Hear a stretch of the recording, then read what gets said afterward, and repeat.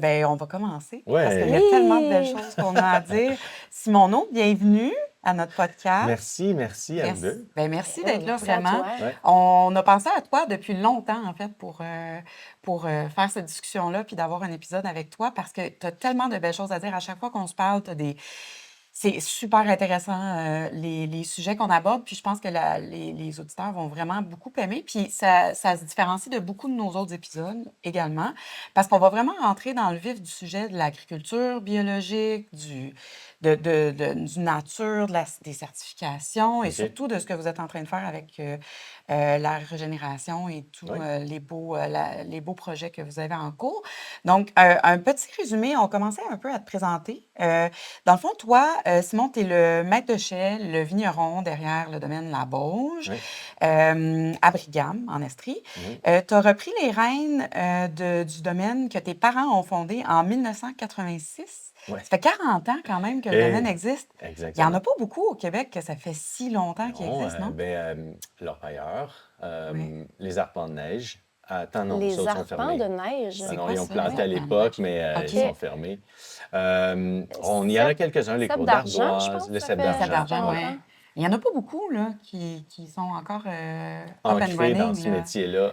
Ouais. Tu sais, c'était un métier difficile, puis on se lançait d'une façon impromptue dans une nouvelle aventure à planter des raisins, puis fait que c'était, pour certains, plusieurs, une aventure. Après ça, plusieurs ont planté des vignes dans une troisième carrière. Fait que, ils ont eu un projet de quelques années, mais qui finalement s'est éteint. Euh, on plantait des vignes, mais tu sais, à l'époque, là, la mise en marché était très, très compliquée. Dans les années 90, la vente à la ferme était tolérée, mais c'était la seule. Donc, on ne pouvait Mm. pas vendre nulle part ailleurs que chez nous. Hmm. Et donc, c'est un frein, là. Tu sais, Non? nous, on avait la chance d'avoir quelques vignobles autour, à Donham et nous à Brigham. Fait que ça faisait tu sais, un pôle attractif pour cette nouvelle industrie. Mais si tu es à, je sais pas, une région plus éloignée, seul dans ta campagne, ben d'attirer les gens chez toi, c'est tout un défi. Fait qu'il y en a plusieurs qui ont vu une problématique réelle et qui ont dû fermer parce qu'on ne peut simplement pas vendre les vins, tu sais. Est-ce que les gens étaient curieux à cette époque-là d'aller... Parce que, tu sais, D'aller voir les vignerons. c'était nouveau, tout ça. Ouais, c'était pas connu, c'était clairement une curiosité. Les gens venaient pour, mais tu sais, un nouveau fruit. Tu sais, moi, quand mon père, il m'a dit, on va planter des vignes, c'est comme si du haut de mes 14 ans, il m'avait dit qu'on était pour planter des bananes. Ça avait comme pas rapport dans notre territoire. Tu sais, moi, on était des agriculteurs, on avait une ferme laitière, donc du foin, du maïs, là, mais du raisin, je pensais même pas que ça pouvait se faire au Québec. Et donc, j'étais extrêmement curieux. Puis là, on est allé une première fois voir nos collègues à Donham, à l'orpailleur, qui ouvraient puis qui avaient leur première récolte. Euh, Ça s'appelait, je pense que ça s'appelait le Château Blanc. Ça s'appelait pas Ah, ça s'appelle. l'orpailleur Ah, OK. à À l'époque. l'époque. Ça prenait OK. le terme château. Ouais, Château Blanc C'était important, ou château. la Maison Blanche ou Château Blanc, en tout cas. OK. Oh, OK. Puis là, ils avaient ramassé leur cagette de raisin, mais c'était tellement, tu sais, bon, ils se sont appelés l'orpailleur, chercheurs d'or, c'était des pépites d'or. Puis ils préféraient qu'on n'y goûte pas. Ah, Il y a 12 caisses, tu sais, il y a comme 24 palettes de raisins. S'il vous plaît, tu sais, regardez-les, mais pigez pas dedans comme des oiseaux. Ça va être notre première récolte qu'on veut vinifier, tu sais.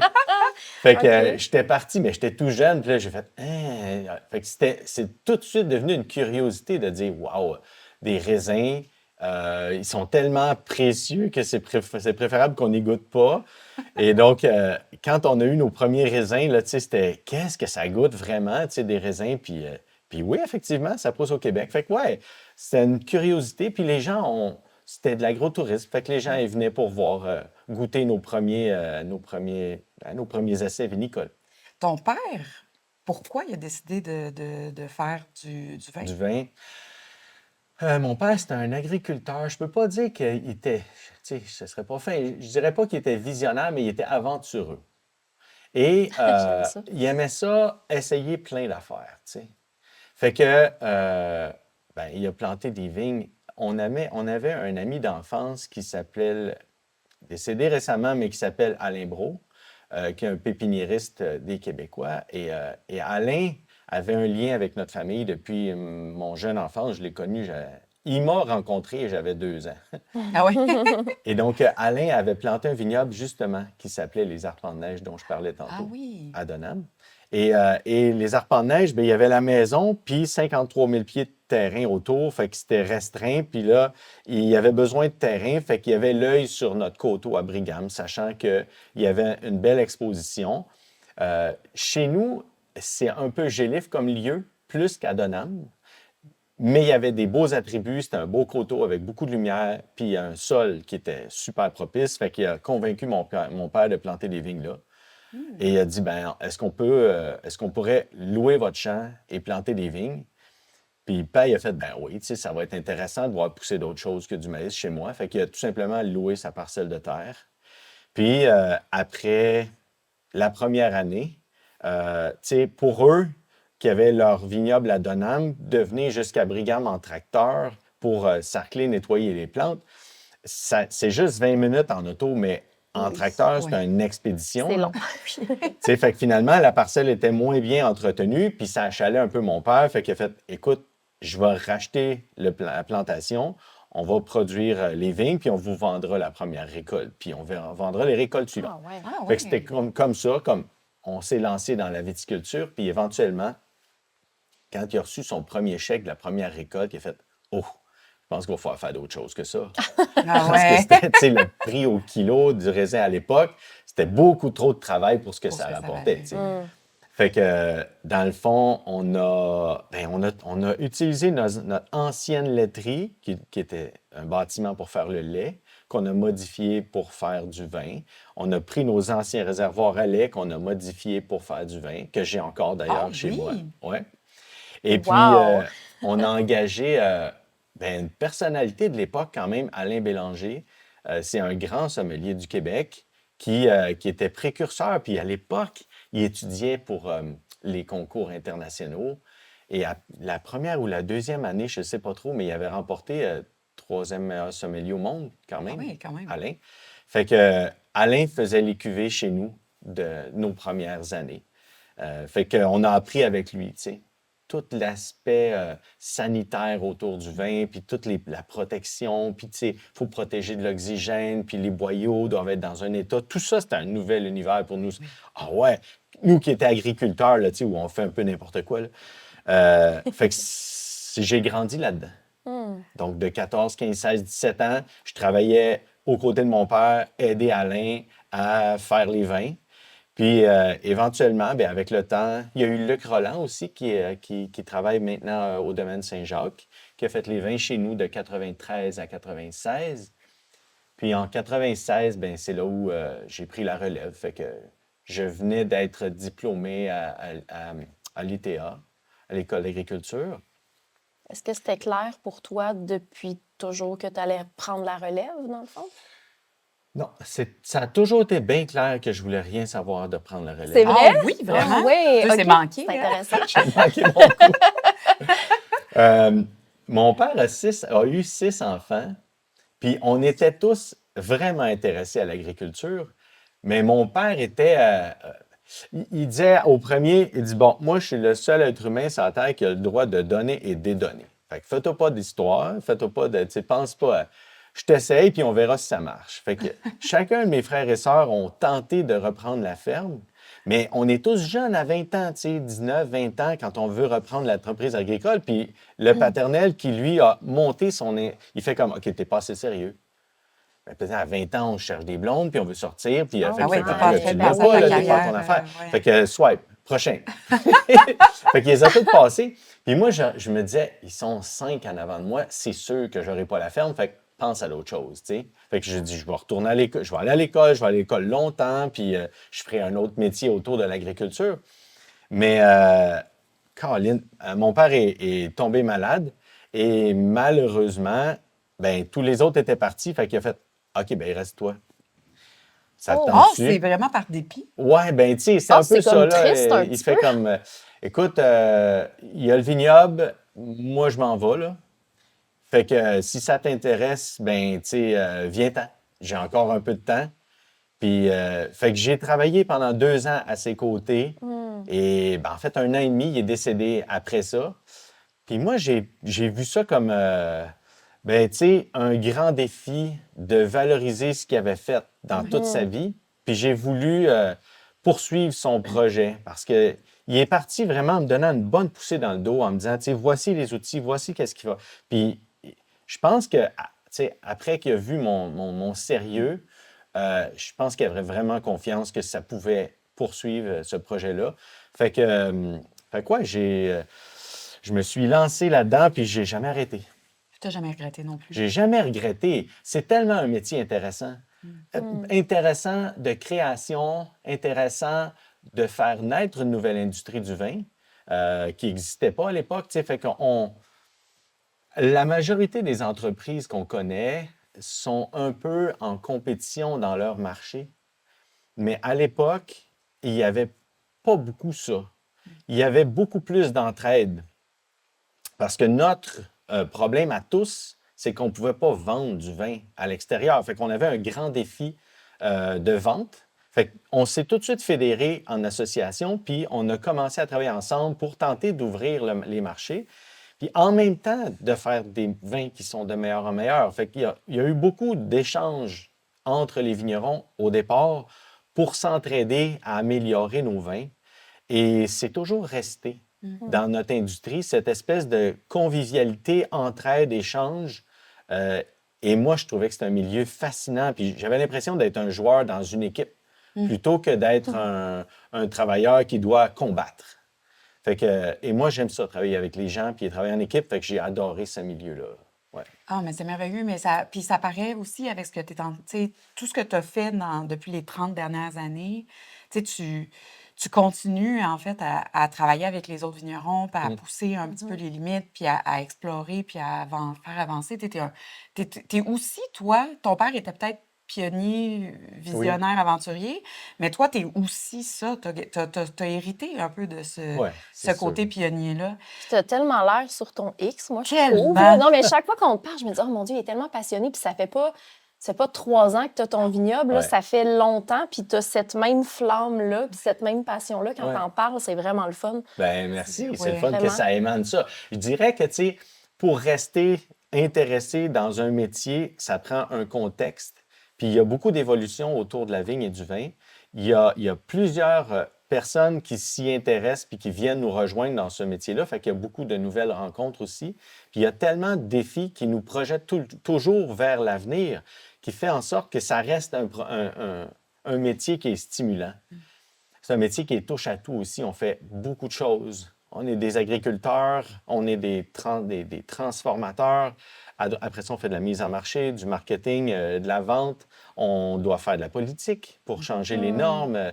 On est des chercheurs parce qu'on doit travailler à trouver des nouveaux cépages. C'est de la chimie dans le chai. Ah, c'est Beaucoup de tellement varié transmission aussi. Là, que finalement, c'est dur de s'en lasser ben, tant mieux.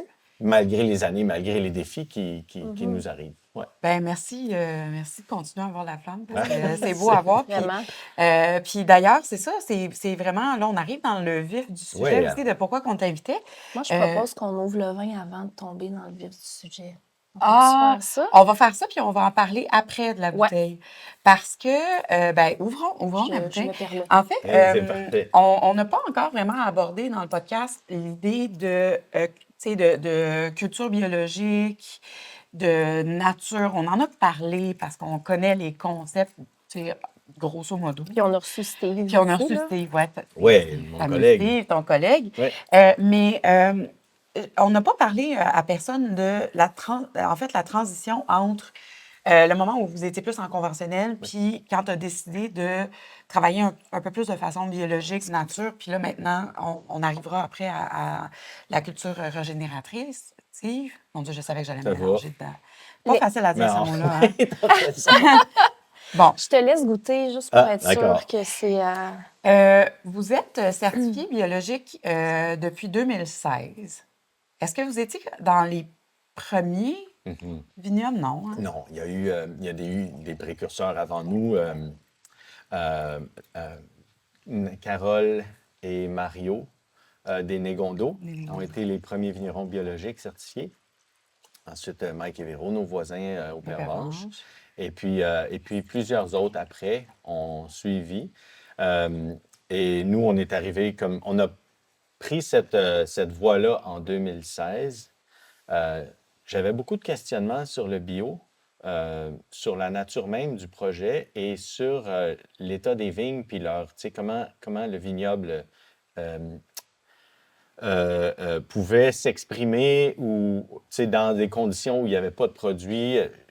La plante étant fragile de nature, bien souvent, moi, j'avais certaines craintes, fait que j'ai décidé d'y aller.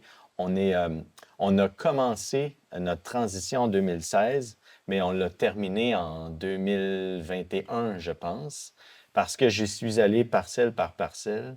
Et puis, on n'a pas tout certifié d'un coup parce que je voulais comprendre, je voulais voir venir et je voulais pas reculer. Mhm. Puis, au fil des ans, j'ai eu la chance aussi de voyager pas mal puis de voir des vignobles, beaucoup en Ontario, qui se sont lancés dans l'agriculture biologique au départ et qui finalement ont reculé. Il y en a plusieurs. Et je voulais pas faire ça. Pourquoi il reculait? Par rapport aux défis, par rapport à l'importance des maladies, et finalement que une année ou l'autre, éventuellement, il y a une perte de contrôle. Et là, on doit absolument appliquer parce que ça se passe pas bien. Mm. Et moi, je voulais pas ça. Fait que j'ai pensé y aller une parcelle à la fois, bien comprendre l'état, comprendre ben, tu sais, ce qui afflige la vigne sans ce diachylon qui est des produits phytosanitaires chimiques. Puis après ça, ben, voir qu'est-ce qui l'afflige, comment elle réagit, me rassurer là-dedans, puis ensuite de ça, ben, agrandir pour finalement faire une transition complète et rester engagé jusqu'à aujourd'hui. Et à la base, pourquoi tu as voulu faire cette transition-là? Qu'est-ce qui t'a motivé à faire ce choix-là?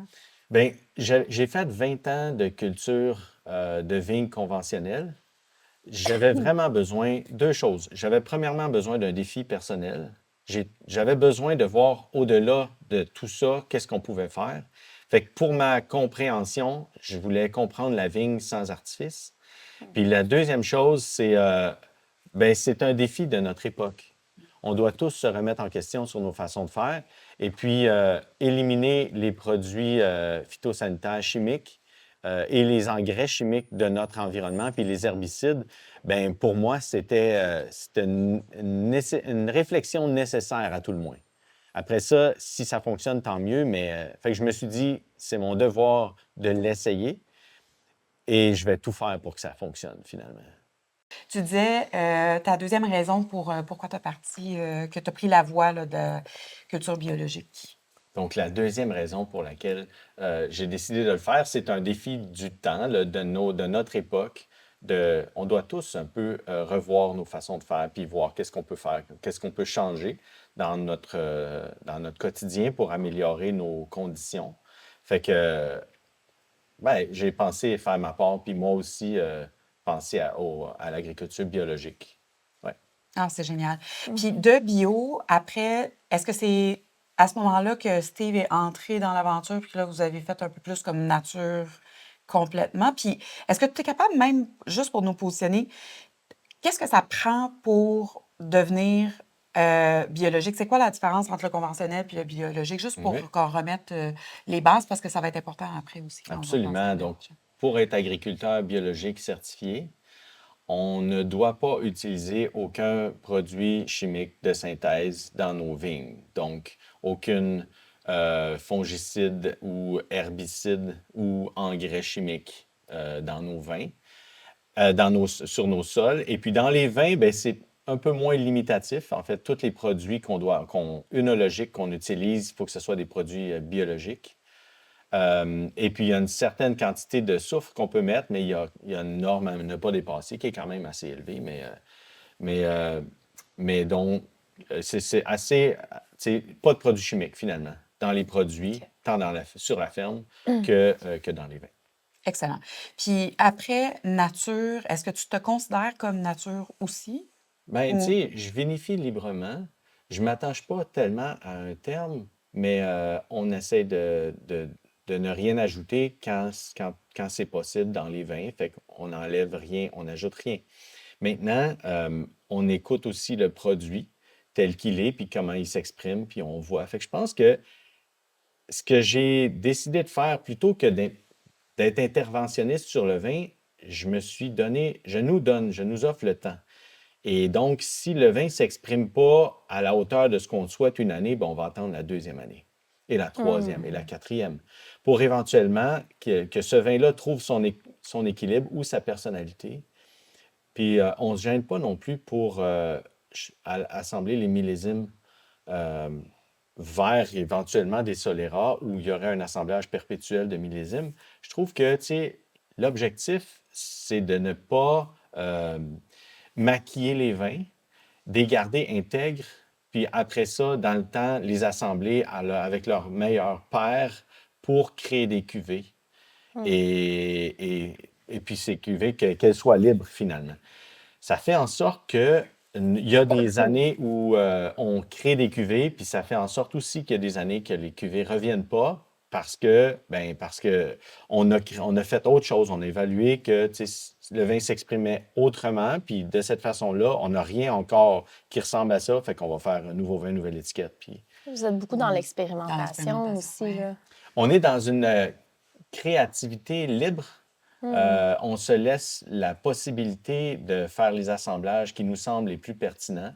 Puis on va faire l'étiquette qu'il faut et le nom qu'il faut. Mais la cuvée elle-même, on ne veut pas la changer si on trouve qu'elle est belle de cette façon-là. Mhm. Ouais. C'est génial. C'est vraiment beau. Puis est-ce que ça a toujours été ta vision, ça, justement, de laisser... Non. non. Ben, Comment en c'est fait, arrivé, tu ça, sais, d'après toi? moi, je viens d'une autre époque, hein? Et on vendait avec d'autres défis. Fait que, on vendait des vins dans les années 90 où la viticulture et les vins du Québec n'étaient pas tant reconnus, Mm. où les clients s'attendaient à autre chose. Les consommateurs québécois, dans les années 80-90, buvaient soit des vins très sucrés, alors des portos, ou des vins d'épicerie avec beaucoup de sucre, ou les cuvées plus larges comme l'Oiseau bleu et les Bromwich, Mhm. etc. Et donc, ou après ça, il y avait une mode des vins un peu plus opulents, très riches. Fait que les Cahors, les Bordeaux un peu plus ancrés avec. Fait que les consommateurs québécois étaient soit à découvrir le vin par la légèreté et le sucre, ou bien ceux qui étaient un peu plus affirmés allaient dans des vins qui étaient très costauds. Où est-ce qu'on se situe, nous, vins du Québec, dans la légèreté, l'acidité, la fraîcheur et avec une délicatesse, puis quand même une acidité franche. Ça fait que les consommateurs ne comprenaient pas parce qu'il n'y avait pas ce genre de vin-là sur le marché à l'époque. Les vins d'Autriche d'aujourd'hui, les Suisses ne vendaient pas au Québec. Fait que finalement, les consommateurs nous découvraient en disant, ben je comprends pas ces vins-là. Tu sais. C'est des vins secs et acides, je n'ai pas de repère. Et là, n'ayant pas ni de vocabulaire, ni de façon de l'exprimer, ben ce qu'on disait, c'est, ben il est pas bon. Je le comprends pas. C'est vinaigré, alors qu'il n'y avait pas de Il n'y vinaigre, tu avait pas sais. de vinaigre, mais non. Mhm. Mais c'est le mot qu'on trouvait pour dire qu'il est acide, que je comprends pas. Fait que finalement, mon défi, tu sais, de l'époque, c'était de faire le vin le plus facile à comprendre pour les gens pour que, enfin, on reconnaisse que le vin du Québec peut être bon, puis qu'on le comprenne. Fait que ça passe par une rectitude, ça passe par se présenter dans des concours nationaux, internationaux pour être jugé parmi les autres vins, pour qu'éventuellement, tu peux sortir une bouteille de vin, la verser dans un verre sans étiquette et que les gens fassent Ah, ben oui, je comprends ce vin-là, c'est tel repère. Fait que c'était ça l'objectif dans les années 90. On ne parlait pas de liberté ou on parlait d'un bon vin québécois que je puisse comprendre. Fait que c'est comme ça que j'ai été formé, moi. Mais après ça, le marché s'est ouvert un peu plus, puis là, on a commencé à vendre à la SAQ. Et toute la notion de marchandisage est venue avec. Fait que à la SAQ, ben, une belle opportunité de présenter nos vins sur à une grande partie de la population, mais ça demande aussi une prévisibilité. Et donc, moi, j'offrais du rosé à la SAQ, un de mes premiers vins, ben, tu sais, ils nous demandaient au mois de mars-avril, combien tu vas me livrer de caisses l'année prochaine, alors que les bourgeons ont à peine ouvert chez moi, tu sais. Ouf. Oh boy. Fait que, et donc là, si tu prends l'entente de livrer 200 caisses, ben assure-toi que les 200 caisses soient présentes sur les tablettes. Fait que, tu sais, ça devient là, faut que tu t'assures que ta production soit ramassée à temps, produire bien, après ça, produire ce qu'ils veulent. Parce que je me souviens que, tu sais, il y a des gens à la SAQ, des décideurs qui me disaient, OK, on veut du rosé, mais on veut du rosé pas trop sec, puis vraiment pâle. Fait que arrange-toi pour faire ça, c'est ça que je veux, tu sais. Ah, c'est de la pression quand même, Ben hein? ouais. Ben, alors là, c'est de la pression, c'est une attente du marché parce que la Ouais. mode était là. Ouais. Mais ça veut dire qu'il faut que ton vin soit pâle alors que moi, je fais du Frontenac Bon. qui est teinturier, Exact. foncé. Mais la couleur n'a pas de rapport dans l'expression du vin. Mais, tu sais, au final, on s'attend à une couleur. Fait que, ben là, il faut clarifier, il faut coller les vins, il faut les filtrer, il faut utiliser des cols de poids, des charbons pour atténuer cette couleur pour qu'au final, ça soit correct dans la bouteille. Fait que ça aussi, ça fait partie de mon parcours, tu sais, parce il y a une demande réelle, il faut livrer ça. Mais les temps ont changé, les objectifs ont changé, puis, tu sais, l'idée, finalement, c'est de respecter le plus possible le produit, puis d'amener le meilleur vin qu'on ait jusqu'à la table des gens, nonobstant l'attente de couleur ou de sucrosité ou peu importe. Fait que c'est ça, la transition qui s'est faite dans le C'est temps. tout un changement quand même, là. Ouais. Puis il fallait quand même que tu y crois en Titi aussi, parce que toi, il faut que tu continues à vendre aussi, là. Oui, il faut que Ouais. je croie. Oui. Bien, c'est des défis où j'avais le goût de ça, puis j'avais besoin de ça. Parce que, ben là, vous êtes en affaires toutes les deux et vous savez ce que ça représente, les défis quotidiens, etc. Ben, tu sais, quand tu fais ça pendant 20 ans, éventuellement, tu fais comme, qu'est-ce que je fais? Tu sais, j'ai l'impression d'avoir fait le tour. Puis après 20 ans, j'avais un peu l'impression d'avoir fait le tour. Nos vins, et il y avait une certaine reconnaissance, on vendait bien à la SAQ, on avait notre... Fait que, tu sais, confortable dans mes pantoufles, mais quoi d'autre pour moi, personnellement, en avant? Comment est-ce que je fais pour me réinventer? Fait que j'avais besoin d'un nouveau défi. L'agriculture biologique est arrivée. Puis, la notion, l'idée de liberté puis des vins nature, je me posais beaucoup de questions autour de ça. Maintenant, je ne comprenais pas tant. Parce que ce que j'avais l'occasion de goûter comme vin nature à l'époque, je trouvais qu'il y avait tout et n'importe quoi. Je trouvais qu'il y avait beaucoup de déviance et des bijoux. Fait que je faisais comme... Puis, tu sais, la déviance était acceptée, là. C'est chevalin, mais on l'aime comme ça, ou c'est très funky, on l'aime comme ça. Ben non, moi, je l'aime pas comme ça. Ouais. Je veux avoir un vin qui reste pur, puis qui reste digeste, puis qui reste droit. Fait que je veux pas faire ça. Fait que j'osais pas trop avancer dans cette idéologie-là. Je me disais, ben, je vais faire des vins biologiques. La nature, je suis pas certain que je veux prendre cette avenue-là. Et c'est là où c'était, tu sais, au début de la pandémie. Et puis, moi, je côtoie Steve par des amis communs depuis très longtemps. C'était beau séjour. Oui, c'était des beaux séjours. Et Steve, c'est un adepte de vin nature. Alors, c'est son univers. Fait que, tu sais, à nos rencontres, ben, j'amène pas mes vins parce que je sais que c'est pas ce qu'il cherche, un vin qui soit droit, et etc. Ben, pas droit, mais tu sais, un peu plus cadré. Fait que j'amène pas. Puis, à un moment donné, il me dit, ben, Simon, on goûte jamais tes vins. Ben, j'ai dit, Steve, t'es le bienvenu. Ben, viens à la maison, puis tu sais, je vais te faire goûter ce que j'ai. Fait que, il est venu, il s'est pointé avec quelques vignerons à l'époque, puis ils ont dégusté mes vins bruts dans les cuves.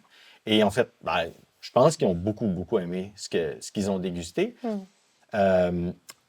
Et là, ben, tu sais, j'ai fait, regarde, Steve, en ce moment, tu goûtes mon vin qui n'a pas eu d'intervention et t'aimes ça, c'est parfait. Je ne sais pas jusqu'à quel point les gens vont comprendre ce vin-là. Puis lui, il a fait, ben regarde, on va le tester. Je voudrais le présenter, ce vin-là, à mes clients. Fait que le vin qu'il avait dégusté à l'époque, c'était une barrique de Frontenac blanc qui avait été faite dans un fût créé ici au Québec, là, avec du chêne des Appalaches. Fait qu'il dit, regarde, on embouteille ce vin-là par gravité, puis on le filtre pas, juste tel quel, comme je le goûte dans le baril. Puis j'amène ça chez mes collègues, je le fais déguster, puis on va voir la réaction, tu sais, s'ils peuvent comprendre ces vins-là. Fait que, il est parti avec quelques bouteilles, puis il fait comme, OK, la réception est bonne, puis je pense qu'on a des gens. Fait ça a pris, je pense, une semaine qu'il avait vendu la barrique. Est-ce que tu étais étonné de ça? Ouais, ben j'étais très surpris. Ouais. Je m'attendais pas à ce qu'il y ait cette ouverture-là. Puis, tu sais, ça a été vite ben, tu sais, j'étais surpris de l'intérêt, franchement. Euh, je me souviens que, tu sais, Steve est parti avec les bouteilles. On n'avait pas créé d'étiquette encore. Et là, il dit Simon, je les ai tout vendus. Ah oui, mais j'ai dit Steve, on n'a pas d'étiquette encore. C'est pas grave, on va les faire. Ouais, mais. On va les faire. Fait que, à l'époque, tu sais, le 2020 venait d'ouvrir à Montréal. OK. Et donc, ils avaient l'équipe du 2020 qui ont été extraordinaires avec nous. Ils dessinaient des étiquettes en marquant les mentions légales, puis ils collaient ça sur les bouteilles, puis ils les vendaient. C'est tu sais. vrai? Ah oui? Le vin avait Wow! déjà été analysé, le vin avec tout son Ok. spec, tu sais, Ouais. il y avait toutes les... Mais on n'avait pas les dessins, fait qu'il les dessinait, il collait ça sur les bouteilles, puis tiens, ça c'est la base, Est-ce le qu'il nouveau reste de produit. ces bouteilles-là? Ouais, moi, j'aime Ben, bien ça. peut-être T'aurais dû en Nicolas. garder une avec Oh, les étiquettes c'est ça. maison, là. Ça Ça devait aurait été être beau. fou. Ouais, à voir. Faudrait que je demande à Nicolas s'il en reste. Mais là, quand j'ai su ça, qu'ils avaient tout vendu le vin dans la fin de semaine, puis que j'avais pas d'étiquette, j'ai fait attends. On va en refaire, mais là, cette fois-ci, donne-moi le temps de mettre une étiquette sur les bouteilles. Fait que là, on a bien fait ça, on a suivi le protocole officiel, et puis ben, ça s'est bien vendu. Et après ça, j'ai fait OK, Steve, c'est intéressant, tu sais, ça fonctionne bien. Je suis prêt à attribuer une partie de ma production à ça, mais les vendanges sont. Tu sais, c'est un gros travail. Puis, j'aimerais ça y aller un peu à la fois. Fait qu'on a, la première année, j'ai attribué 20-25 de ma production à ce projet-là. Puis, éventuellement, à force de comprendre, à vinifier, j'ai constaté une certaine rectitude dans les vins. Hmm. Puis, je suis plutôt cartésien dans mes vinifications. J'essaie d'être précis. Et finalement, j'ai constaté aussi par la nature du vin, tu sais, c'est des vins qui ont une certaine acidité, donc un pH qui est plutôt bas. Et le pH bas, ben, ça atténue les risques de dérive. Et ça fait que le vin reste stable. Ils ne voyagent pas, nos vins. Tu sais, ils ne font pas 6000 km pour arriver chez nous. Fait que finalement, j'ai vu que finalement, les vins s'exprimaient bien, librement, sans ajout, et qu'ils étaient stables et précis.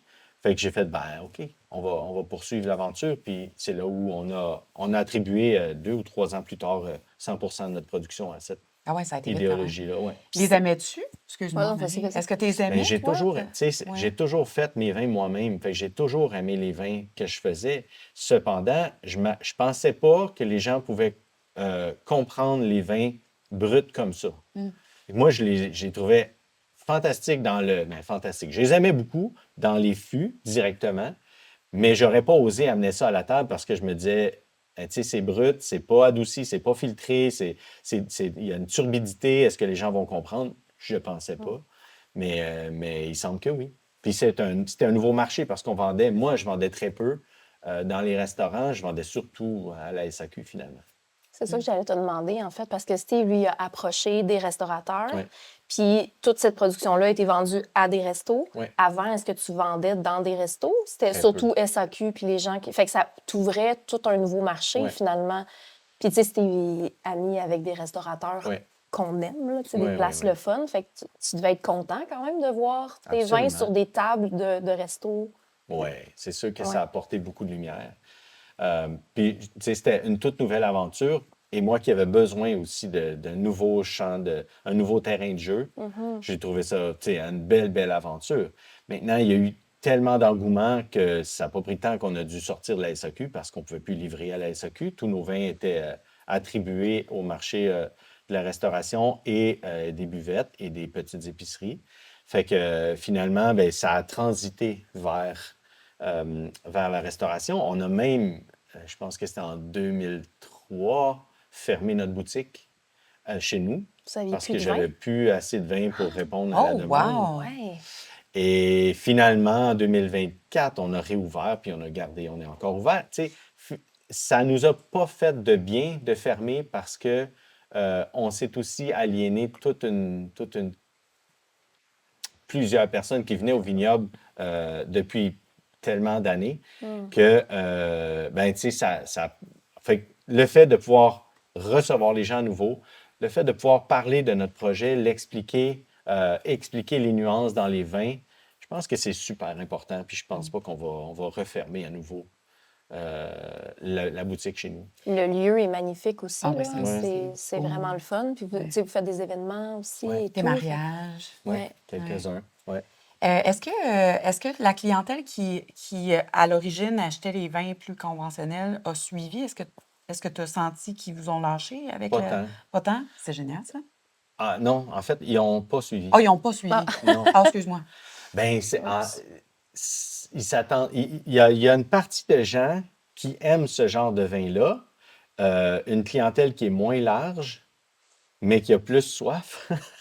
Mm. Fait que, on vend beaucoup de vin à cette nouvelle clientèle-là, mais nos anciens clients qui aimaient nos anciennes cuvées Mhm. n'ont pas compris ce mouvement-là. Et nonobstant tout le choix écologique et dans la viticulture, qui ça est unanime, je pense que finalement, il y a quand même une place pour des vins un peu plus rectifiés pour les gens qui s'attendent à ça. Puis pour vrai, cette année, on fête nos 40 ans et j'aimerais ça produire des vins pour ce que tout le monde veut avoir comme produit. Fait que je vais ressortir cette année 2 cuvées que je faisais à l'époque. Ah oui. Euh, c'est quand même des vins qui sont biologiques, c'est quand même des vins qui vont être régénératifs, c'est quand même tout mon chai est fermenté sous l'action des levures spontanées, mais dans certains cas, on va probablement faire des assemblages et faire une petite filtration pour une partie de clientèle qui veulent avoir ce genre de vin-là. Donc, on va revenir avec 2 vins de l'époque et c'est aussi un clin d'œil à ce qu'on faisait avant. Mhm. Mm. Puis après ça, fait que je veux poursuivre toute l'idéologie vers la vinification des vins libres pour toute cette clientèle qu'on a développée. Je veux aller encore plus loin, puis on a encore plein de plans en tête. Je veux aussi refaire quelques cuvées pour nos clients de l'époque qui se présentent en boutique à tous les ans pour me dire, il faut que tu refasses mon vin, je suis pas Ah C'est oui, capable. ils n'ont pas vrai. abdiqué Non, encore, c'est là. à OK. tous les ans. Je comprends pas. J'ai plus ce vin-là. Tu le faisais. C'était mon vin que je t'achète depuis 10 ans. Je trouve ça triste. J'aimerais ça Mon revoir ce Dieu. vin-là. Fait que, OK, je Déchirant. pense que j'ai compris.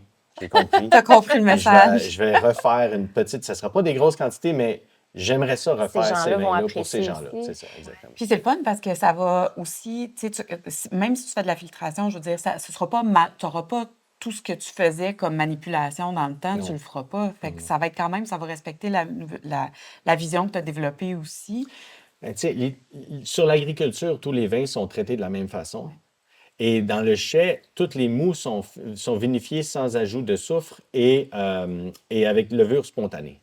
Maintenant, si on filtre une cuvée, ça n'enlève rien à l'autre qui ne l'est pas. Tu sais. Non, c'est ça. Ça change. Fait que, tu sais, le produit reste intègre dans ce qu'on faisait, dans ce que j'ai développé avec Steve. Mais on va faire quelque chose comme 1000 litres, 2000 litres de cuvée euh, juste pour revenir à ben, tu sais, saluer nos clients d'époque. Moi, je suis Ouais. curieuse quand même de goûter. Moi aussi, Ben j'aimerais oui. ça. J'aimerais tu sais. ça. Parce que moi, j'ai découvert la Bauge avec ces nouveaux vins-là, Oui. finalement. Là, j'ai jamais eu la chance de goûter à tes vins avant, en fait. Là. C'est grâce à Steve que j'ai connu la Bauge, finalement. là. Oui. Comme plusieurs personnes, Oui. j'imagine. Mais Ouais. ouais. Moi, j'ai goûté à tes vins. J'étais venue vous visiter à mon bachelorette party. Oui, oui, oui, oui. Puis, en fait, j'avais tripé. Je l'ai dit dans l'épisode avec Steve, puis je m'étais sentie super mal, mais j'avais pas vraiment adoré tes vins parce que Ouais. moi, tu vois, c'était trop conventionnel, c'était trop cadré. Mais j'étais tombée en amour avec ta vision. C'est toi qui nous avais, Peut-être qui nous ça. avait amené tu nous avais fait visiter dans ton petit tracteur, là, puis on avait vu tes sangliers, puis on avait vu. J'avais adoré l'endroit, puis j'avais adoré ta vision aussi. Puis j'avais acheté des bouteilles, puis j'avais trouvé ça quand même bon, mais tu sais, je peux pas dire que je les aurais achetées. C'était pas tant mon style. Ouais. Puis depuis le travail que tu fais avec Steve, c'est là, moi, que je vous ai vraiment Découvert. adoré puis Mhm. adopté, là, comme dans mes chouchous. Mais je serais curieuse de regoûter quand même aussi à ce que vous faisiez. Fait, j'ai hâte de voir Oui, ça va me faire ouais, plaisir de vous présenter ça. Tu sais, chacun sa palette, chacun son évolution dans le vin. Puis c'est sûr que quand tu es venu nous visiter, ça ne représentait pas aux attentes que tu avais à cette période-là. non, Mais, euh, mais la clientèle était très large de ceux qui aimaient ça. Il y a même des chroniqueurs en vin qui ne parlent plus de moi depuis que je fais ça, des vins nature, C'est parce vrai. hein, qu'ils sont tristes de ne plus trouver les cuvées que je c'est faisais. ça. Fait que pourquoi ne pas faire juste le meilleur vin pour les gens qui veulent avoir ce qu'ils veulent Mhm. avoir, tu sais? Fait que je veux pas rester dans une idéologie, je veux faire du bon vin pour tout le monde, mais avec une base de respect de l'écologie, de l'environnement. C'est beau. Ouais, c'est ça. C'est super.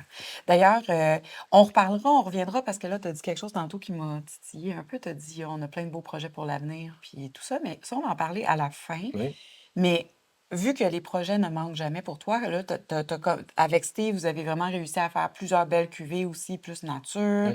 Vous avez trouvé un nouveau marché.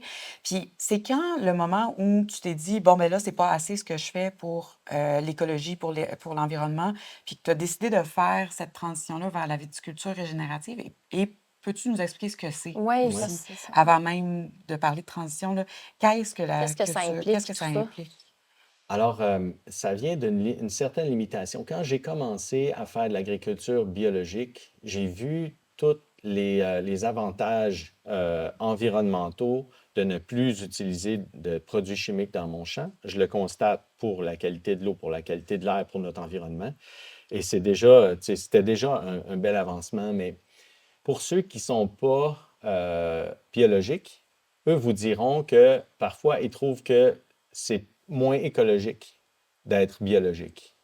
Pourquoi Et donc, donc? je peux expliquer ça en disant que quand on met un herbicide, mettons, au pied des rangs, sous les vignes, ben, on ne retourne pas avant un mois refaire une autre action. Mais quand il n'y a pas d'herbicide, ben, il faut sarcler sous les vignes. Alors, à l'époque, on faisait ça, on sarclait. Mais quand il n'y a pas d'herbicide et qu'on a 10 hectares, ben, tu prends ton tracteur puis tu grattes sous les vignes à droite et à gauche, rang après rang. Et puis, sur 10 hectares, ça prend une semaine et demie, 2 semaines. Et après ça, il faut que tu recommences l'autre bord parce que ça a repoussé. Quand tu dis sarcler, c'est d'arracher, Ben, ben pas d'arracher, mais de passer une comme. lame sous les Oh, oui, c'est vignes ça. pour enlever la compétition avec les mauvaises herbes. Ouais. Et donc, en 2016-2017, j'ai un employé qui a passé tout l'été sur le tracteur à sarcler. Ah, J'ai multiplié par 3 la quantité de pétrole que j'ai brûlé dans mon Hum. année en bio par rapport à ce que je faisais en conventionnel. J'ai roulé tout l'été avec mon tracteur entre mes rangées. Ça a apporté de la compaction. Fait Ouais, il y a OK. des contre-coups à ça. Mhm. Et pour ceux qui ne veulent pas aller en bio, ben ça fait partie de leur discours, de dire oui, mais il y a des contre-coups écologiques qui ne sont pas nécessairement sains non plus. Puis ils ont raison. puis on Puis raison. effectivement, Ouais, tu c'est sais, Ouais. ça. ça se mesure. Alors moi, je me suis dit, ben, est-ce qu'on peut rester biologique, mais réfléchir à la production autrement et tenter d'être aussi écologique? Et c'est là où cette idée de changer les manières de faire, étape par étape, un petit item à la fois, pourrait nous amener vers une agriculture logique, responsable, puis écologique. Et la régénération, bien, ça vient un peu plus tard, c'est de ne plus enlever au sol des éléments, mais plutôt tenter de remettre la vie dans le sol, puis restructurer tant la structure que les matières organiques, l'humus, la microbiologie, les mycorhizes qui s'installent, tout ça, c'est ramener la vie au sol. Fait que c'est inverser la tendance vers un terroir plus vivant. Puis comment on fait ça concrètement? Bien, en fait, là, la première chose, c'est, moi, j'ai fait le choix d'utiliser en grande partie des cépages qui soient résistants. Résistants aux maladies, résistants au froid. Ça fait en sorte qu'on a moins de puisqu'ils sont résistants, on a beaucoup moins de traitements à faire sur les vignes pour les protéger des maladies. Euh, donc, par rapport à ma section vinifera, je dois mettre à peu près 10 fois moins de produits biologiques, mais de produits pareils sur mes vignes que l'autre. Fait que c'est 10 fois moins de passage, etc., d'utilisation de produits émis dans l'environnement. Ça, c'est une chose. Ensuite de ça, bien, puisque j'utilise des vignes qui sont résistantes au froid, on n'a pas besoin de les coucher l'hiver et de mettre de toile géotextile. Ils poussent en hauteur, 5-6 pieds de hauteur. Et donc, l'herbe qui pousse au pied des vignes, elle ne pousse pas dans les raisins puisque les raisins sont dans la lumière à 5 pieds. Fait qu'elle est moins dommageable, tu sais. Fait que je peux être beaucoup plus permissif puis de garder un engazonnement intégral dans tout mon champ. J'ai plus besoin de sarcler, j'ai plus besoin, sauf qu'on fauchait la pelouse. Bon, faucher la pelouse, on fait ça 10-12 fois par année, plus du weed eater entre les plants, ça prend du pétrole encore. Fait que là, je me suis dit, OK, qu'est-ce qu'on peut faire au lieu de faucher? Bien, c'est là où on a créé des enclos autour de nos parcelles pour amener des moutons au pâturage. Et les moutons, en proportion définie, calculée, vont aller nettoyer le champ, nettoyer au pied des vignes, nettoyer le tronc pour enlever les gourmands. Finalement, ils font un travail réel qui nous enlève probablement une douzaine de passages en tracteur par rangée, par saison. Comme les raisins sont hauts, ils ne mangent pas Mangent les pas les raisins. raisins. Sinon, Touchent ils pas les les mangeraient, fruits. j'imagine? Ouais. Ben, OK. Fait que dans... ils les mangeraient à la fin de la saison. Ouais. T'sais, pendant la croissance, les raisins sont tellement durs et acides que c'est pas intéressant ça les pour eux. intéresse pas. Mais à la fin de la saison, c'est sûr qu'ils feraient plus de dommages. Mais donc, les raisins ne sont pas accessibles, ils n'y touchent pas, ils vont nettoyer au pied des vignes. Donc, moins de tracteurs, moins de pétrole, moins de compaction, mais aussi un apport de fumier organique répandu dans tout le champ. Et donc, ça aussi, c'est un autre élément. Puis en plus des moutons. Ouais. Non, mais tu sais, c'est parce qu'on les aime, les moutons. On les aime assez. Fait que d'amener de la biodiversité, c'est une chose. Après ça, on peut planter des engrais verts, semer des plantes qui vont pousser entre les rangées de vignes, qui vont aller soit décompacter, soit assainir le sol, soit nourrir l'humus, soit détoxifier de potentiels nématodes qui sont des petits vers qui peuvent amener des virus, détoxifier le sol. Fait que soit aussi être un répulsif pour les foutus scarabées japonais qui nous énervent. Fait que tout ça, là, tu sais, on peut réfléchir les plantes qu'on plante entre les rangées qui vont aller nous amener de la vie dans le sol, des plantes hautes qui accueillent des insectes bénéfiques.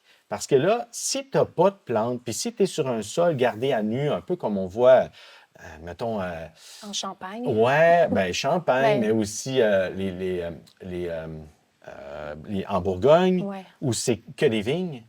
Ben, s'il y a un insecte qui aime la vigne puis qui s'y plaît puis qu'il n'y a aucun prédateur, ils vont se multiplier. Et là, on va devoir traiter et retraiter ces populations qui vont se multiplier. Mais si tu as une biologie, une écologie puis un écosystème qui te permet d'accueillir des centaines et des centaines d'insectes nuisibles qui vont, des bénéfiques qui vont manger les nuisibles, bien là, on établit un équilibre.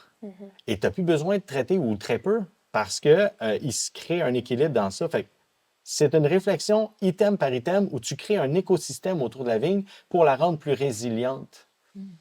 Puis quand tu nourris ton sol et qu'il y a de la vie dans le sol puis qu'il y a des éléments nutritifs, bien, la plante, elle est beaucoup moins stressée parce qu'elle a de quoi s'alimenter.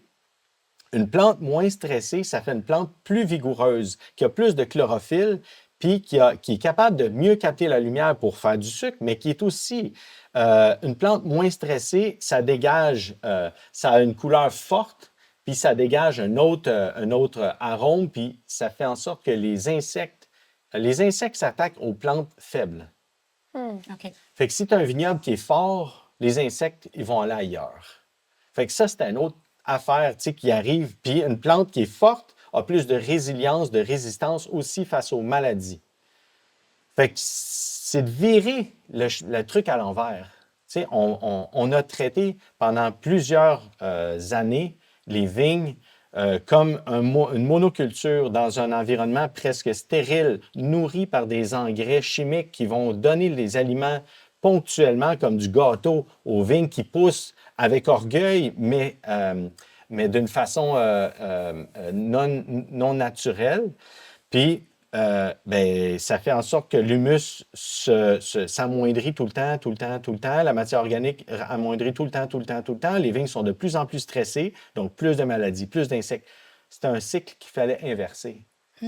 Puis c'est ça le défi qu'on Mais s'est c'est donné. très complexe, là. Ouais. Tu sais, plutôt que de juste arroser, là, écoute, Mais c'est beaucoup d'exploration Mais c'est aussi, ça. tu sais, pour Est-ce que c'est arriver, bien ouais. documenté quand tu as décidé de faire ça? Est-ce qu'il y avait des ressources ou c'est de l'essai-erreur tout le temps? Tu essaies des choses, finalement, tu te rends compte que ça fonctionne.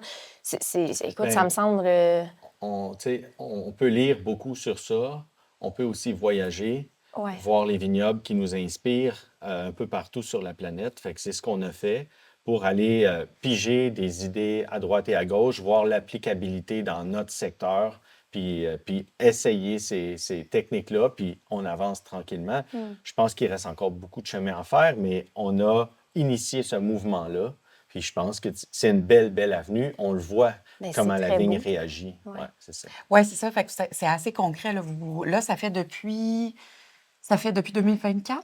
Ou Ouais, la c'est en certification. 2024 que vous avez eu la Ouais. certification? Oui, c'est ça, La exact. certification, elle vient encadrer un processus, mais le processus était commencé depuis très longtemps. OK. Sauf que, tu sais, ça fait longtemps qu'on sarcle plus, ça fait longtemps qu'on met plus de produits chimiques, mais la certification vient dire, OK, tous les paramètres que vous avez mis en place devraient être porteurs d'une agriculture plus vivante. Fait qu'on est d'accord de certifier votre entreprise dorénavant. Ouais. Puis, mon Dieu, mais moi, j'aimerais ça faire un cheers Ah Ouais, oui, moi, depuis c'est tantôt, gentil. je bois Ben, du t'as bien vin. fait. Je vous ai pas attendu. Santé. Santé, parce que c'est Santé. délicieux ce qu'on boit, d'ailleurs. Justement, cette cuvée-là s'appelle Régénération. Pourquoi? Bien, c'est la première cuvée canadienne certifiée en agriculture de régénération. Hey, bravo! Oui, donc c'est le clin d'œil qu'on a voulu faire. C'est aussi régénération parce que depuis qu'on a pris cette avenue-là de changer notre mentalité puis de tourner vers une agriculture plus raisonnée, on dirait qu'on a créé aussi un vortex qui attire des gens intéressants chez nous. Et il y a plein de gens qui viennent spontanément nous voir en disant je veux jouer avec toi.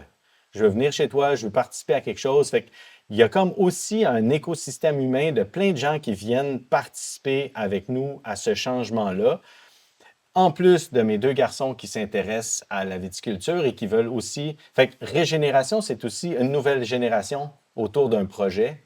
Fait que c'est un peu ça l'étiquette, là. C'est plein de gens qui arrivent autour avec une grappe de raisin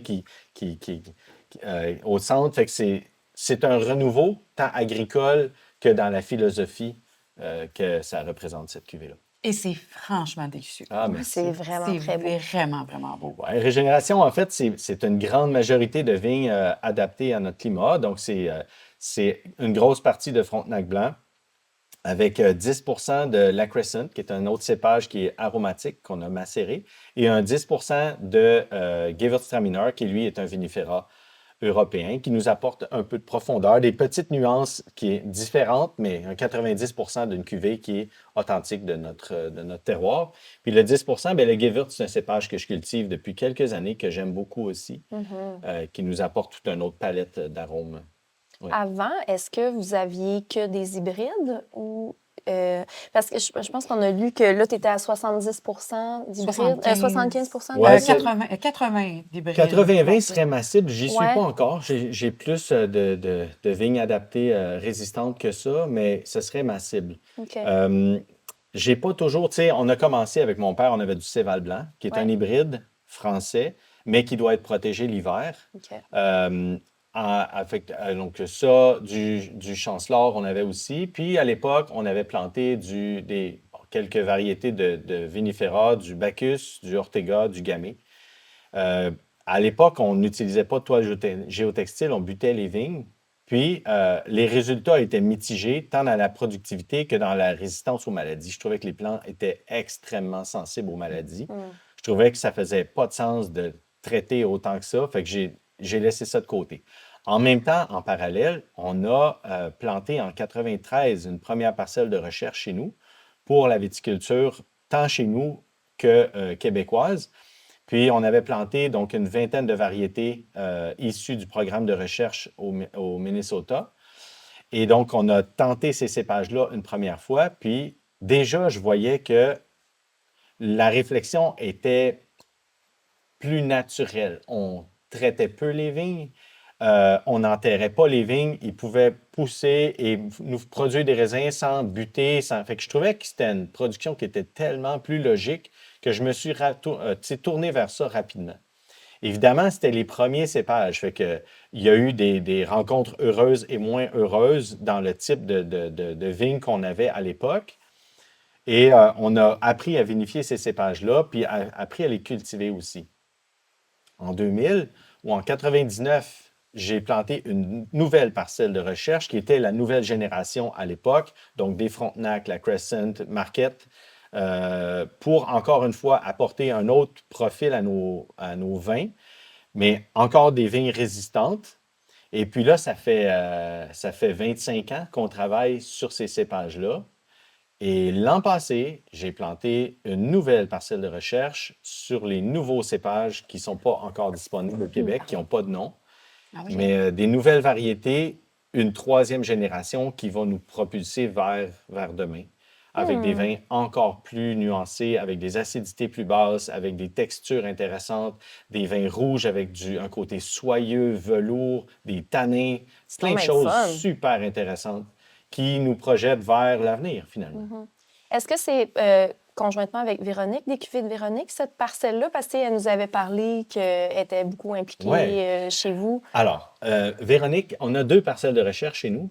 La première, celle qu'on a plantée avec Véronique Lemieux et Steve Beauséjour, c'était une parcelle de 1,5 hectare où on voulait tester jusqu'où on pouvait aller dans la biodiversité et de briser la monoculture que représentait la vigne. Et donc, on a introduit dans une parcelle 16 autres cultivars de petits fruits parmi les vignes. Wow! Donc, des rangées de vignes, des rangées de camerises, des rangées de vignes, des rangées de groseilles, etc., en alternance, OK. pour créer des barrières à la prolifération des maladies, pour amener d'autres insectes, une autre période de fruits, d'autres pollens. Fait essayer de voir comment une parcelle soit autonome et puis plus résiliente avec toutes sortes de fruits pour éventuellement vinifier, faire des co-fermentations et développer d'autres vins issus d'un même milieu avec plusieurs fruits, avec un taux d'alcool plus bas aussi, fait que plus digeste. Puis, fait que c'est un projet qui continue. Mais il n'y a pas de moutons dans cette... Non, pas encore. Ben, c'est parce Ben que non, tout mais est c'est en parce qu'ils vont manger implantation. les fruits. C'est ça. Exact. Ils sont OK. en implantation. OK. Fait que là, on va réfléchir. L'objectif, ça serait d'avoir des moutons là aussi. Ouais. Mais en ce moment, comme tout pousse, là, on veut laisser les cultivars pousser Ouais. un peu. Puis après ça, on va revisiter tout ça pour tenter d'avoir des animaux là aussi. OK.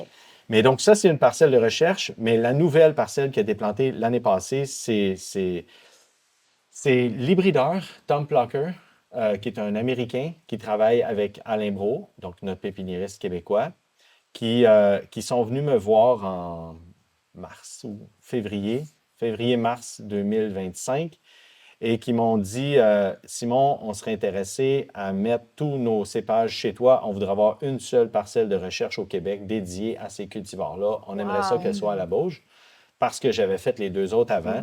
Fait que oui, avec plaisir, j'ai accueilli ces cépages-là. J'ai choisi les 10 qui me semblaient les plus intéressants du point de vue agronomique et au niveau des vins, des petits essais qu'on a faits à l'époque.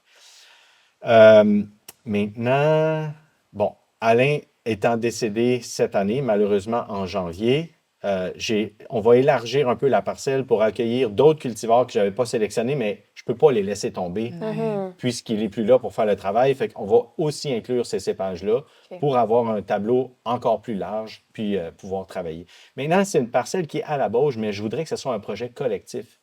Je voudrais accueillir tous les vignerons intéressés à ça, qu'on les récolte ensemble, qu'on pèse ensemble, qu'on les évalue ensemble, qu'on les vinifie parce que ce n'est pas un projet de la Bauge, c'est pour le Québec, ça.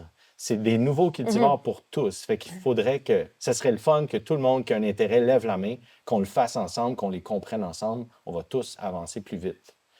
Fait que, mais tu sais, aujourd'hui, on goûte une génération, un vin qui est issu de cépages les meilleurs qu'on a en ce moment, mais il y a d'autres choses d'encore plus intéressantes qui s'en viennent. Fait que, tu sais, Mhm. l'avenir est vraiment, vraiment intéressant pour nous.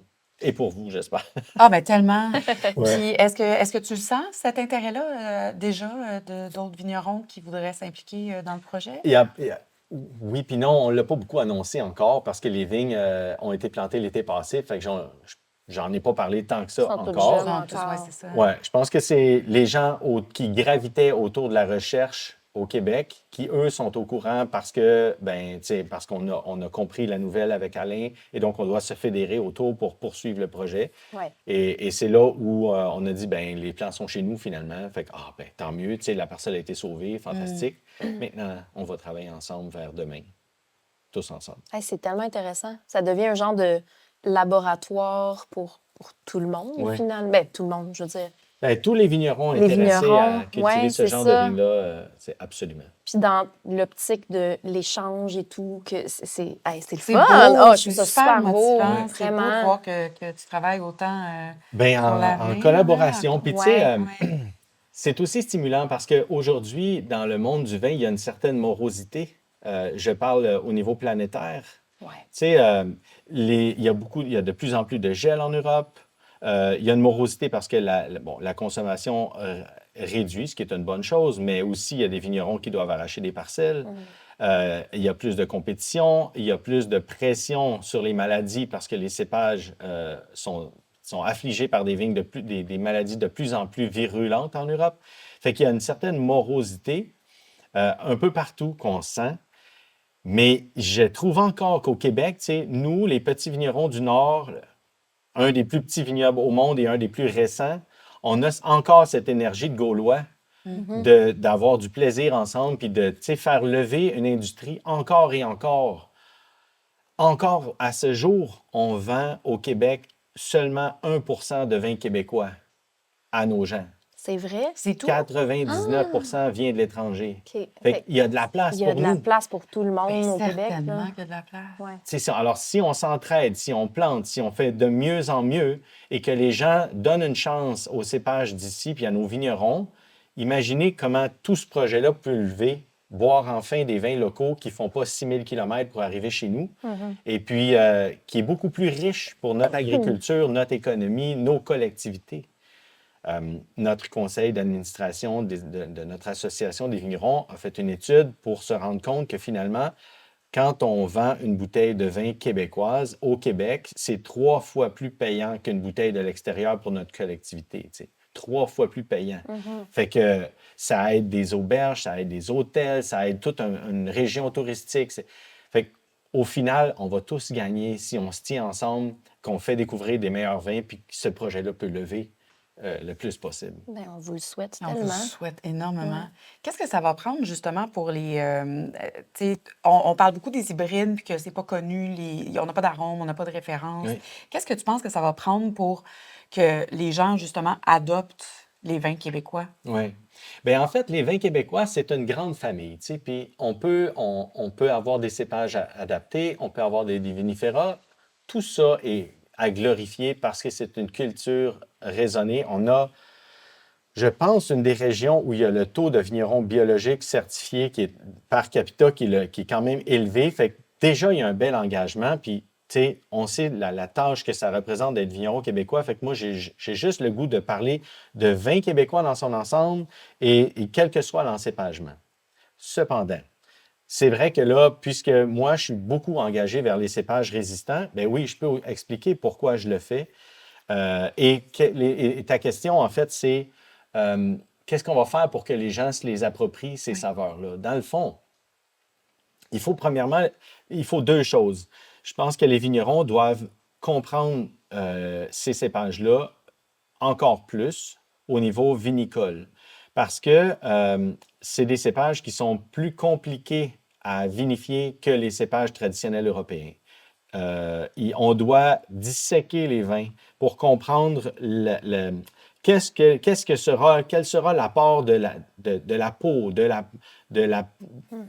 la rafle? C'est quoi les bonnes techniques de vinification pour aller chercher le meilleur de ce raisin-là, puis le valoriser dans un vin? Fait qu'il y a un travail en amont qu'on doit faire, mais il y a aussi un travail à expliquer, présenter ces cépages-là. Et là, tu sais, on est chanceux. Il y a un bel intérêt des écoles de sommellerie de présenter le projet québécois de plus en plus. Je pense que j'ai rencontré 7 écoles à date qui m'ont invité à aller parler des cépages québécois, de notre réalité, de faire comprendre, de faire goûter les vins pour que les gens le comprennent. Fait que oui, effectivement, tu sais, les cépages vinifera, historiquement, on les comprend parce qu'on a été formaté à ces arômes-là. Dès qu'on a commencé à s'intéresser au monde du vin, on nous a présenté des cabernets, des merlots, des syrahs, puis on se les a mis en bouche, on a tous compris les repères de ces cépages. Par contre, on n'a jamais vraiment été réellement en contact avec l'identité de nos cépages à nous. Et c'est important de les déguster, de les découvrir, de les comprendre, puis de s'approprier ces saveurs-là. Une personne qui, aujourd'hui, a 17 ans, a aucune idée de ce que c'est un Sangiovese. Pourquoi, à 18-19 ans, on y présenterait ça en partant? Pourquoi on y présenterait pas un Frontenac, un Marquette, un Petite Perle, des cépages d'ici, tu sais? Tout comme les jeunes qui vont en premier, vont dans les vergers manger des pommes. En commençant, on mange des pommes chez nous, des fraises, des framboises. C'est nos fruits, tu sais. On ne lui présente pas en partant une production de bananes ou de kiwis. Tu sais. Ça arrive plus tard, ça, puis ça vient diversifier la palette. Mais pourquoi les gens d'ici goûteraient pas c'est quoi un vin du Québec, qu'ils découvrent, qu'ils l'apprécient, puis après ça, ils vont le chercher, ça, tu sais. J'ai fait Raw Wine cet automne, puis c'est la première fois que je vivais cette expérience-là parce qu'on rencontre plein de gens qui viennent à nos tables depuis tout le temps, mais pendant la période de Raw Wine, des jeunes, à 3 reprises, sont venus à notre kiosque, séparés. Là. Tiens, un samedi, l'autre dimanche, des gens qui ne se connaissent pas, qui ont dégusté mes vins, qui, au final, m'ont dit, écoute, Raw Wine, on a de tout, on a des vins étrangers, puis mon plaisir, il est vraiment autour des tables du Québec. Ah, c'est donc bien le fun, ça. Alors, c'est nos collègues, c'est nos vignerons autour de chez nous, puis on fait comme, j'ai le goût d'être dans votre secteur, j'ai même pas le goût d'aller ailleurs parce qu'il est là mon plaisir, tu sais. Il est là l'énergie, il est là la disponibilité, les vins libres, tout ça. Fait que, ben les jeunes se tournent vers ça. Ah, ça fait tellement plaisir à entendre ça. C'est beau à entendre ça. Fait que, tu sais, pourquoi... Alors, on peut démocratiser, continuer à en parler, mais si la jeune génération s'intéresse tellement, je trouve que c'est porteur pour demain parce qu'ils ont le goût de boire local, finalement. Tu sais. Puis le travail que tu fais dans les écoles, c'est super important aussi parce que, tu sais, cette nouvelle génération de sommeliers-là va avoir goûté à ça, va avoir ça en tête, puis va bien, j'aime pas le terme vendre, mais Le présenter, le c'est ça, le valoriser, c'est super important. Puis après ça, tu sais, c'est des vins qui ont beaucoup à dire. C'est pas des vins timides. Ben Il y a non, beaucoup d'expression, ils ont de la ils ont beaucoup personnalité. de goût, ils ont beaucoup de personnalité. Alors, c'est des vins gastronomiques. Oui. Alors qu'on peut penser tout le temps, un petit vin du Québec, c'est pas un petit vin du Québec, c'est un grand vin gastronomique, d'accord. Fait que si en restauration, tu présentes des vins québécois dans un menu à corps, tout le monde y gagne. Parce que là, la nourriture est mise en valeur par un vin local. Les deux poussent dans le même terroir. C'est naturel de les associer l'un à l'autre.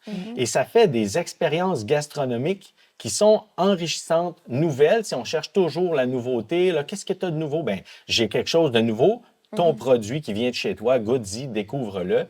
Et par ça, on finit par faire adhérer des gens qui étaient ailleurs dans leur philosophie, qui spontanément commandaient un Chablis, mais après avoir dégusté en accord un rosé de Frontenac, Guéry, avec un produit alimentaire, une belle création culinaire, bien là, on fait comme, moi, j'ai eu du plaisir là, puis j'ai le goût de renouveler ça avec ce vin-là. C'est comme ça qu'on va amener les gens vers nous et nous vers eux. J'y crois beaucoup. Moi, j'y crois énormément. Puis c'est vrai, on le voit, nous aussi, qu'il y a des jeunes ici qui arrivent, puis, tu sais, comme tu sais, présenter le nom du cépage québécois, souvent, tu sais, les gens sont comme, je sais pas c'est quoi. Ouais, Fait qu'on- nous, on le dit pas d'habitude quand on présente, tu sais, quand ouais. on fait goûter un vin québécois. Mais récemment, j'ai des jeunes qui nous ont dit, c'est quoi les cépages là-dedans? Puis là, mettons, je dis marquette. Puis c'est comme, ah, j'aime vraiment ça, la Ah oui, marquette. c'est ça. Et là, je me dis, pour moi, c'était comme, tu sais, je devenais émotive parce que je me dis, Mm. mais c'est donc bien hot que ces Ouais. jeunes-là le sachent. Parce que je dis ça des consommateurs un petit peu plus âgés. Tu sais, je veux pas faire d'âgisme, là, mais tu sais, ça leur dit rien, là, la marquette. Mais eux, ils savent qu'ils ont déjà goûté de la marquette puis qu'ils ont vraiment trippé. Ouais. Puis il y a même des gens, des fois, qui me demandent, est-ce que tu as, tu sais, de ce cépage-là, tu sais, spécifiquement québécois. Puis je me dis, mais c'est beau Ouais. de voir Puis ça. les jeunes n'ont pas cette a priori-là Non. contre les vins québécois. Là. Tu sais, souvent, Oui, absolument. pour pas, comme tu dis, pas faire d'agisme, mais les gens disent « Ah, mais tu sais, les vins du Québec, c'est pas bon. » Mais les jeunes n'ont pas ce Préjugés-là. préjugé-là, exactement. Puis ça, c'est le fun. Le- c'est né d'une grande incompréhension, les vins du Québec, c'est pas bon. Hein. Moi, parce que ça fait, tu sais, à tous les 10 ans, là, les clients me disent, ah ouais, mais c'est pas ce que c'était avant, tu sais, c'est bien meilleur. Puis ça, j'ai entendu ça en 2000, j'ai entendu ça en 2010, en 2020. Je pense que les gens comprenaient pas les vins, comme je l'ai expliqué tantôt.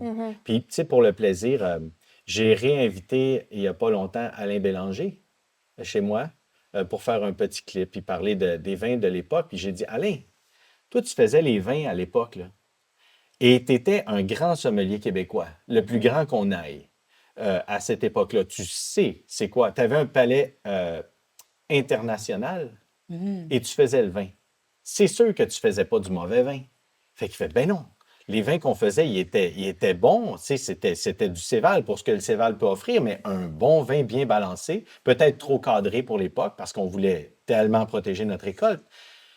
Mais ça restait du vin de Céval, bon pour l'époque, mais les gens ne comprenaient pas. Et là, c'est né cette histoire de tu sais, les vins au Québec sont pas bons. Ben non, c'est juste un autre profil que vous connaissiez pas.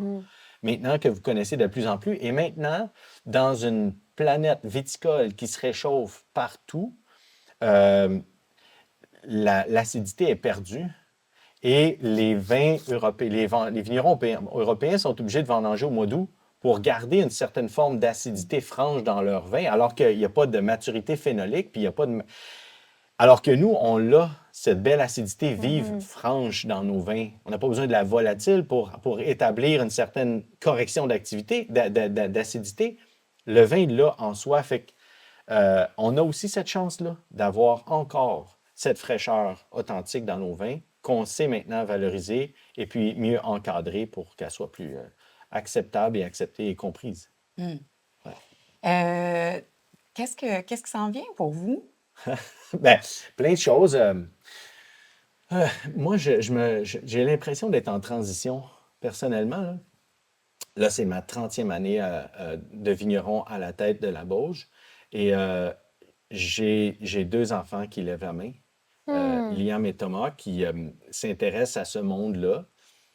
J'ai le goût de leur transmettre le projet le plus cohérent et porteur possible. C'est un peu là où je suis en ce moment. Dans une transmission d'informations, de leur transmettre la compréhension, les objectifs, de leur transmettre les cépages les mieux adaptés et une compréhension de la vinification pour amener des bons vins. Après ça, ben, tu sais, ils feront ce qu'ils veulent. Là. Pour vrai, chacun décidera. Puis, il faut certainement pas qu'ils fassent l'erreur de tenter de objectivement seulement poursuivre ce que je veux faire. Il faut qu'ils fassent leur projet. Mais je me sens là, dans une espèce de transition vers. Et garde, j'ai 53 ans, fait que je suis encore là pour un bout. Là. Ouais. Tes gars, ils ont quel âge? 20 ans et 22 ans. OK. Ouais. Fait que, ben, tu sais, tranquillement, je veux les inclure. J'ai aussi, je vous parlais de notre bel écosystème de gens qui travaillent avec nous. Je veux garder notre équipe ensemble pour qu'on apprenne tous ensemble. Fait que ça aussi, dans la transmission, puis j'aimerais que chacun puisse se projeter demain à la Bauge d'une façon quelconque. Fait que où tu veux aller, toi, parfait, on va donner ces outils-là pour que tu puisses t'émanciper dans cet environnement-là. On est dans ça. Puis après ça, ben, le développement toujours, le développement sur des cépages nouveaux, le développement sur une agriculture nouvelle et avec des cultivars intégrés. Je vous parlais de petits fruits tantôt. Ouais. Fait que le développement vers des boissons de demain d'un milieu. Puis après ça, la valorisation des morts. Ça me fatiguait à tous les ans de jeter nos morts à la fin. Fait qu'on a eu la chance d'avoir une occasion sur un alambic. Et donc, on est dans ce processus Oh, de ouais, Ah, vous allez oui. distribuer. ouais. OK. Ah, Ah, wow. c'est pas mal fun, ça. Ouais. Fait que ça, c'est un projet familial. C'est un de mes frères et ma sœur. On a acheté ensemble les équipements magnifiques de l'ancienne chaufferie à Granby. Ah oui. Et son maître distillateur, Vincent Van Horn, va venir jouer avec nous pour faire des alcools. Fait que c'est ça. Ça, c'est une autre petite bulle, un projet où on veut élaborer des alcools parce qu'on fait aussi des mistels chez nous, on fait aussi des vermouths. Et on voudrait les fortifier avec des alcools de la Bauge pour être, encore une fois, 100% biologique dans le produit final et que les alcools utilisés soient des alcools de raisin et non des alcools de grains pour que le produit soit encore plus cohérent et complet dans sa signature. Fait que, ouais, une distillerie. Mais c'est pas un grand projet de volume, c'est plus un projet de cœur, de compréhension puis de famille, finalement. Ouais. Hey, on a hâte de goûter à ça. Mon Dieu. C'est Tellement. beau, tout ça. C'est tellement inspirant ce que tu fais. Ouais, Ouais, ben, vraiment. merci. C'est comme un laboratoire à air ouverte, humaine, un laboratoire humain, du vivant. C'est beau, c'est tellement Ouais, beau. Merci. vraiment. Bravo. C'est super inspirant, vraiment. Et, tu sais, dans le fond, nous, on est là, mais on n'est pas là si vous n'êtes pas là. Parce qu'on a besoin de vous comme courroie de transmission d'informations pour rendre ce produit-là à la table, de l'expliquer, pour le rendre disponible aux gens. Tu sais, c'est toute une toile qu'on forme ensemble. Puis ensemble, plus on présente les vins d'ici, plus on va pouvoir les faire connaître puis les valoriser avec notre cuisine. Fait que vous êtes une partie intégrante de ce projet-là et absolument important. Ben merci. Ben, Mais merci. on Nous, y croit beaucoup ouais. au vin du Québec. Puis, tu sais, tu disais tantôt que il reste de la place sur le marché et tout, mais moi, pour vrai, je serais pas triste si on me disait, ultimement, on va boire que des vins du Québec. Je trouve qu'il y a tellement des belles choses qui se font. Tu sais, c'est sûr qu'on aime boire des vins d'ailleurs aussi et tout, mais on n'a rien à envier aux autres vignobles dans les autres pays, je trouve. là. On boirait super bien si on avait juste des vins du Absolument, Québec. Ouais. absolument. On aurait tout autant de plaisir si c'est pas plus. Bien, ce serait sain pour nous, pour notre santé, ce serait bien pour notre écologie, ce serait bien pour nos portefeuilles à tous, de garder nos sous chez nous. Ouais. Mais il y a aussi un très bel avenir parce qu'on a plein d'avenir de cépages porteurs extrêmement qualitatifs qui s'en viennent. Puis ça, c'est super intéressant. On va pouvoir goûter à ça quand, tu penses? Et donc, les cépages ont été plantés l'an passé. Fait que ça prend 3 ans avant d'avoir une première récolte, donc 2027, une première récolte qui sera vinifiée en laboratoire pour aller. Fait que, tu sais, moi, je pense avoir au moins 2 ans de vinification. C'est long. C'est long, hein? Ah oui, 2 ans de vinification un peu plus précis avec un protocole défini pour vraiment évaluer les vins. Puis après ça, ben, ce sera ouvert. Maintenant, tu sais, dès que certaines boutures seront disponibles, on va les proposer en essai aux vignerons pour qu'ils puissent les tenter parce que s'il y a quelque chose de prometteur, on veut que ça soit disponible le plus vite possible pour les vignerons. Ouais. Fait que, mais suivez-nous. Entre-temps, tu sais, on continue à élaborer nos vins comme on le fait, puis à repousser encore plus la compréhension. Mais on n'est pas limité, c'est ça que je veux dire. Ça ne s'arrête pas là. Il y a un demain et un après-demain qui s'en vient qui est très, très, très porteur. Ouais. Wow. Hey, santé à ça. Merci, Merci beaucoup, beaucoup. vraiment. Vraiment Merci. C'est super Merci. inspirant. Ça fait plaisir. Merci de m'avoir invité. Ah ben, ça nous fait vraiment plaisir. Tellement plaisir. Merci. Ah, c'est donc bien beau. Pour vrai, tu sais, on est loin du simple vignoble. là. Ah, mon Dieu, mais c'est tellement beau ce tellement que un tu beau fais. projet rassembleur. Puis j'espère que les autres vignerons se rendent compte à quel point tu travailles fort pour toi, mais pour eux aussi. Ouais. Pour... Ben, pour la prochaine Ben, tu sais, génération, je pour pense tout que le tout le monde. monde fait sa partie du mieux qu'il le peut. Mhm. Ouais. Et en quelque part, par les essais de un, on avance tous, tu sais. Ouais. Ouais. Fait que, puis, tu sais, j'ai la chance d'être là depuis longtemps. Pour un vignoble qui est en démarrage, c'est compliqué, là, de Ouais. se lancer dans toute la recherche, Ouais. et etc., Ouais. fondamentale. Ouais. Fait qu'il faut attacher les ficelles.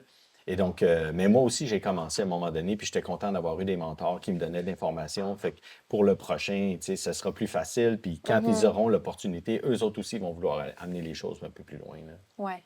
Mais je comprends pas comment tu arrives à faire ça humainement. Hmm. Parce que c'est beaucoup de travail déjà à la base de faire comme juste juste, excuse-moi, je le mets en guillemets, là, mais juste à ton métier de vigneron. Oui. Comment tu arrives à faire tout ça autour de ça, puis d'avoir autant l'énergie qui C'est passe? l'équipe. Ouais. C'est vraiment l'équipe. C'est sûr que je peux pas faire ça tout seul.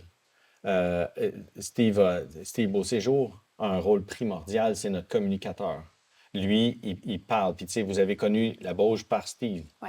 Fait que Steve a un rôle essentiel. Moi, je n'ai pas la capacité physique d'aller rencontrer les gens puis de parler. Puis lui, il a une compréhension profonde, riche. Puis, alors, il est capable d'amener le discours puis de présenter ce qu'on fait à la Bauge ensemble. Après ça, Véronique, sous un autre milieu, va présenter aussi l'idéologie de ça. Après ça, tous les gens qui travaillent à la Bauge, à recevoir les gens puis à l'expliquer à tous les jours, les jeunes, je pense que c'est toute notre équipe qui me permet d'aller un peu plus profond dans la recherche. Sinon, je serais pris moi aussi dans les...